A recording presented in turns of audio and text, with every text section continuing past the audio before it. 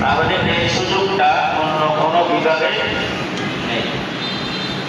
এই বিষয়টা আমরা ছাত্রদেরকে যদি বুঝাইতে সক্ষম হই যে এটা একেবারে সহজ, এবং দেখেন কিতাব বিভাগে পড়ার সুযোগ আছে, হিফজ বিভাগে এই সুযোগটা নেই, কারণ এখানে বোঝার কোনো বিষয় নেই। আছে বোঝার কোনো বিষয় আছে?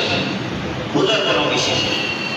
এখানে হচ্ছে যার মেধা বেশি, মুখস্থ শক্তি বেশি, সে 10 বার পড়লে পড়াটা ইয়াদ হয়ে যাবে। যার মেধা আর একটু কম, সে 20 বার পড়তে হবে। এতটুকু মেধাবীরা কম পড়লেও হয়ে যাবে, দুর্বলরা একটু বাড়তি পড়তে হবে, ব্যবধান হতে হবে। তাহলে